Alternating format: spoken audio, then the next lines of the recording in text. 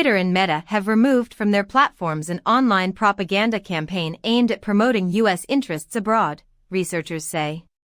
This is the first major covert pro-U.S. propaganda operation taken down by the tech giants, says a report by social media analytics firm Graphika and the Stanford Internet Observatory, SIO. They removed dozens of accounts used in the campaign in July and August. It is not clear who is behind the propaganda operation. The researchers say Twitter has identified the US and the UK as the presumptive countries of origin, while Meta, which owns Facebook and Instagram, said the US was the country of origin. However, the researchers were clear that even though the companies named these countries, it did not prove they were behind the campaign. We do not have the necessary information to attribute this activity to a single country or organization. What is clear is that the activity is meant to further Western interests, including those of the US and allies. The suspended accounts, some of which were set up almost 5 years ago, were targeting audiences in the Middle East and Central Asia in multiple languages, according to Graphika and the SIO. The accounts promoted narratives in support of the US and its allies, while opposing countries like Russia, China, and Iran, the researchers said. They found the campaign mirrored some of the tactics commonly used in propaganda campaigns against the West. These include creating fake personas using artificially generated images and running campaigns across multiple platforms.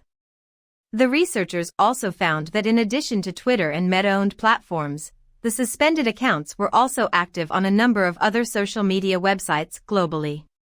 Similar to previously exposed online propaganda campaigns targeting the West, some of the fake accounts in the pro-US campaign posed as independent media outlets. In some cases, they attempted to pass off material taken from legitimate outlets, like BBC News Russian, as their own. The researchers also found that the accounts tailored their messaging depending on the region. For example, in one campaign targeting Central Asia, accounts focused on praising U.S. aid to the region and criticizing Russia for engaging in imperialist wars in Africa and Syria, and for the deaths of civilians in Ukraine. In contrast, some of the accounts targeting Iran criticized Iranian authorities and their policies and posted about issues like women's rights. Yet, the overall effectiveness of the campaign was limited, said Graphika's Jack Stubbs. The vast majority of posts and tweets reviewed received no more than a handful of likes or retweets. This shows the limitations of using these inauthentic tactics, he added. Andy Carvin, managing editor at U.S. think tank the Atlantic Council's Digital Forensic Research Lab, said it would be ineffective and counterproductive for democracies to undertake such campaigns. This is because it meant using the very tactics used by your adversaries and further eroding public trust, he added.